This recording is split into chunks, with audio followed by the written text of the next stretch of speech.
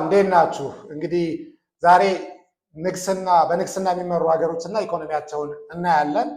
እንግዲህ በወቅቱ ባለው በኤአይ መሰረት መረጃዎችን እየጠየቅን እናያለን። እንግዲህ ምን ያክል በንግስና ሀገር የሚመሩ የሀብት መጠናቸው የኢኮኖሚ መጠናቸው ምንድነው? በምንስ ነገር ላይ ደረጃ ላይ ይገኛሉ? ስለዚህ የንግስና ስርዓት መኖሩ ጠቅሟቸዋል ወይም ጎድቷቸዋል የሚለውን ማስረጃ እናያለን። እንግዲህ በኤአይን ጠይቄው ነበር። ወደ 43 ሀገሮች በንግስና ስርዓት እና ንግስና በመሳሰሉ ለምሳሌ እንደ ኤሚሬት፣ ፕሪንስ በመሳሰሉት እንግዲህ በነዛ እንትኖች የሚመሩ ሀገሮች አሉ። አጠቃላይ 43 ናቸው። እንግዲህ 43ቱን ሀገሮች እንግዲህ ወደ በከፋፍለው በአውሮፓ፣ በኤዥያ፣ በአፍሪካ በመሳሰሉት ነገር እና ለምሳሌ አውሮፓ ሀገር ላይ እንግዲህ ምን ያክል አውሮፓ ሀገር እንግዲህ በዓለም ያደጉት ሀገሮች ናቸው። እንግዲህ እኛ ኋላ ቀር ነው እንዲህ ነው ብለን ያስወገድነው የንግስና ሀገር አውሮፓ ሀገሮች ላይ ግን ምን ያክል ሳያስወግዱት ተጠቅመውበት ያስቀጠሉት መሆኑን ምን ያክል ጠቃሚ መሆኑን ወይም መንፈሳዊነቱ ምን ያክል እንዳለው የገባቸው ነገሮች ናቸው እነሱ። ስለዚህ ለምሳሌ ታላቋን እንግሊዝ ብናያት ታላቅ ስል እንግዲህ ምን ያክል ዓለም ላይ ተጽዕኖ እንዳላት ስለምናውቅ ነው። ታላቋ ንግስት እንግሊዝ በንጉስ ነው የምትመራ። ስፔን በንጉስ ነው የምትመራው። ኔዘርላንድ፣ ቤልጅየም፣ ኖርዌይ እንግዲህ እነዚህ ሀገሮች አሁን ኖርዌይ የስካንዲኔቪያን ሀገሮች አስቧቸው ምን ያክል ሰላም አላቸው፣ ምን ያክል ለዜጎቻቸው የተሻለ ነገር ያቀርባሉ። ስዊድን፣ ዴንማርክ የመሳሰሉ ሀገሮች እነዚህ እንግዲህ በንግስና የሚመሩ ናቸው። ስለዚህ ንግስናቸውን አስቀጠሉት እንጂ ሴሬሞኒያል አድርገው አብዛኛው የአውሮፓ ሀገሮች ሴሬሞኒያል አድርገው ነው። ስፔን ኮንስቲቱሽናል ሞናርኪ አድርገው ነው ያስቀጠሉት። ሌላው ኤዥያ ውስጥ ስንገባ እንግዲህ ታይላንድ ኢኮኖሚዋን ማስታወስ ትችላላችሁ። ካምቦዲያ፣ ማሌዥያ፣ ባህታ፣ ጆርዳን፣ ሳውዲ አረቢያ የመሳሰሉት ሀገሮች በንግስና የሚመሩ ናቸው። አንዳንዶች እንደ ሳውዲ አረቢያ አይነት ሀገሮች አብሶሊት ሞናርኪ ናቸው። ሌሎች ያው ግማሽ ሀፋን ላይ ሴሬሞኒያል አለ። ሌላ ወደ አፍሪካ ስንመጣ እኔ ያልጠበቅኩት አፍሪካ ሀገር 3 ሀገሮች በአፍሪካ ሀገር የንግስና ስርዓት ይከተላሉ። ለምሳሌ ሞሮኮ እንግዲህ ሞሮኮ ኪንግ መሐመድ 6ኛ የሚባል በዚህ ሰዓት እየመራት ይገኛል።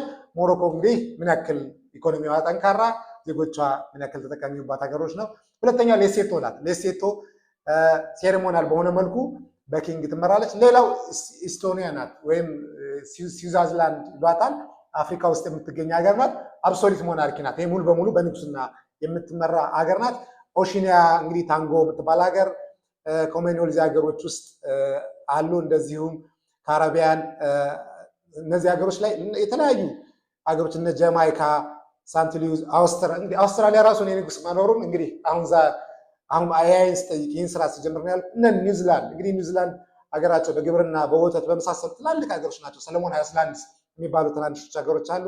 እነ ኖርዝ አሜሪካ እኔ ካናዳ መኖሩን ዛሬ ነው እየሰማሁ ያለሁት አሁን ኤአይን ስጠይቅ ነው። እና እንግዲህ እነ ካናዳ ምናምን እነዚህን ሁሉ ሀገሮች ለምሳሌ ከንግስና ጋር የሚመሳሰል እንደ ሱልጣን የመሳሰሉ ሀገሮች የሚከተሉ ማሌዥያ፣ ኦማን ምናምን የመሳሰሉት ሀገሮች አሉ። እንግዲህ ከነዚህ በኤሚሬት የሚከተሉ ሀገሮች አሉ። ዩናይትድ አረብ ኤሚሬትስ እነ ዱባይ ማለት ናቸው። እነ ኩዌት፣ ኳታር በኤሚሬትስ ያው ስሙን እንደ ንግስና የሚከተሉ ማለት ናቸው። ሌሎች ሀገሮች አሉ። እነ ጃፓን እንግዲህ ትልቋን ኢኮኖሚ በዓለም 3ኛውን ኢኮኖሚ ከአሜሪካ ከቻይና ቀጥሎ የምታንቀሳቀሰው ኢኮኖሚ በንግስና ስርዓት ነው አላት።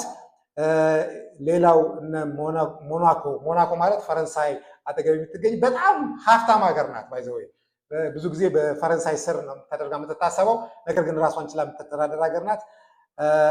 እነዚህ በሙሉ እንግዲህ የንግስና ስርዓት ያለባቸው ሀገሮች ናቸው። እስኪ ከነዚህ ውስጥ እንግዲህ ደሃ ሀገር ጥራልኝ ብየው ደሃ ሀገር ብሎ የጠቀሰልኝ አለ። ያችን ማናት? ሌሴቶ ናት። እንግዲህ በንግስና ስርዓት ሌሴቶ ናት የጠቀሰልኝ። ሌሴቶ እንግዲህ ኦልሞስት 1000 ከኢትዮጵያ ጋር ኮምፔር ባለፈው አድርጌው ነበረ 1200 ፐር ጂዲፒ 1200 ነው። እንግዲህ ከእሷ ቀጥሎ ያለችው የአፍሪካዊ ሀገር ኢስቶኒያ ናት። እሷ እንግዲህ ወደ 4200 ፐር ዶላር ነው እንግዲህ ለጂዲፒዋ ማለት ነው። እና ኢትዮጵያ 2200 አካባቢ ጂዲፒ ነው ያላት እና ከ43 ሀገሮች እንኳን ምናልባት በኢኮኖሚ እንግዲህ ፐር ጂዲፒ ስታስቡት አሁን እኛ 120 130 ሚሊዮን ያለ ህዝቦች ነን። ሌሴቶ በጣም ትንሽ ሀገር ናት።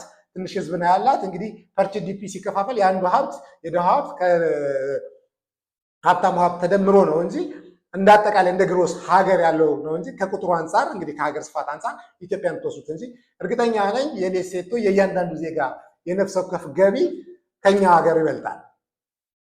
መጨረሻ የምትባለው ሌሴቶም በእርግጠኝነት ማወዳደሪያ ማነጻጸሪያ ቢኖር ድሃ የሚባል ፖር የሚባል ያላቸው አይመስለኝም። ድሃም ተብላ ስትጠራም ሰምቼ አላውቅም። ሌሴቶ እነ ኒጀር፣ ኢትዮጵያ የመሳሰሉት የምስራቅ አፍሪካ ሀገሮች ካልሆነ መሰለኝ በድህነት አይጠሩም። እና እንግዲህ ንግስና ሲመራ ከኢኮኖሚ አንጻር እንኳን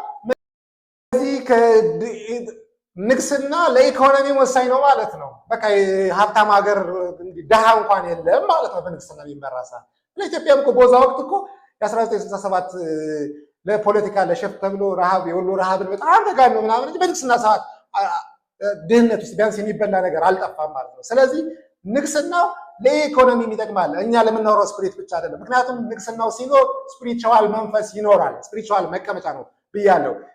ካስፈለገ ከኢቲኤል ብንጀምር ካስፈለገ ከንጉስ ሰለሞን ብንጀምር ከዛ ጋር በተያያዘ ስዩም እግዚአብሔር ወይም እንግዲህ ንጉስ ሰለሞንም ኢቲኤልም ከእግዚአብሔር ጋር ያላቸውን ግንኙነት በተለያየ ታሪክ ተማጣቀሻ እንትን ማለት እንችላለን። ስለዚህ ንጉሳውያን ሲመጡ በዘፈቀደ አልመጡም ማለት ነው። በእግዚአብሔር የራሳቸውን መንፈስ ይዘው ነው። በተለይ ደግሞ እንደ ኢትዮጵያ የእግዚአብሔር ሀገር የሆነች በመጽሐፍ ቅዱስ በቁርአን የተጠቀሰች ሀገር ንግስናው ዝም ብሎ አልመጣም ማለት ነው። ያንን በዘፈቀደ ስናስወግደው የዛሬ 50 ዓመት 60 ዓመት ያንን አላስፈላጊ በስሜት በቃ አርቆ ካለማሰብ የተወገደን ስናስወግደው ንግስናውን መንፈሱን አብረን አስወግደናል። መንፈሱ ሲወገድ አብሮ ኢኮኖሚውን ተመቷል ማለት ነው። ሰላማችንን እንዳጣ ነው፣ መግባባት ፍቅር እንዳጣ ነው ሁሉ ኢኮኖሚያችንን ተመቷል ማለት ነው። ስለዚህ አሁን ጥሩ ሀገራዊ የሆነ ኢኮኖሚ እንቅስቃሴ አለ።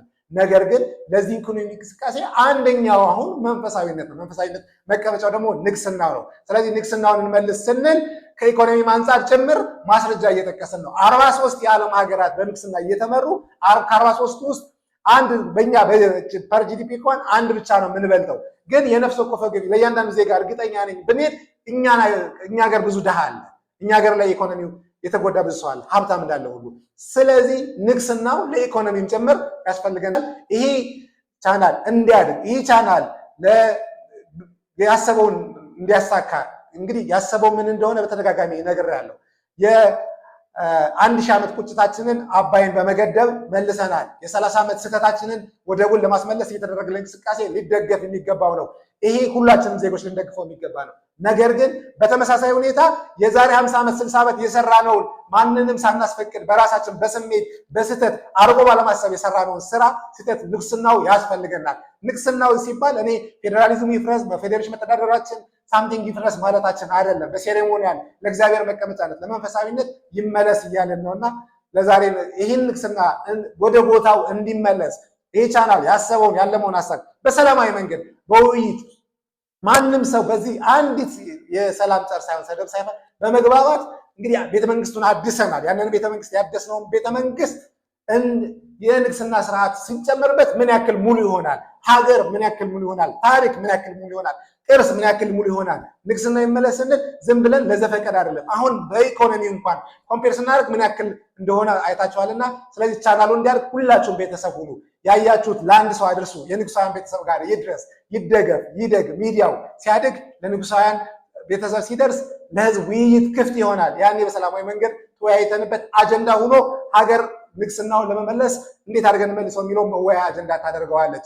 ዛሬ ብቻዬን ልጮህ እችላለሁ፣ ግን አንድ ሰው ይህንን ቪዲዮ ካየ ለ2 ለ3 ሰው በማጋራት ቤተሰብ በመሆን ላይክ በማድረግ በማሳደግ ዩቲዩብን በማሳደግ የተፈለገውን ዓላማ እንዲመጣ ያድርግ። መንፈሳዊነት ኢትዮጵያ ላይ እንዲመለስ ካስፈለገ ንግስናው ሊመለስ ይገባል። ሰላም ሰላም። ሲሳይ ነኝ። ቻው ቻው።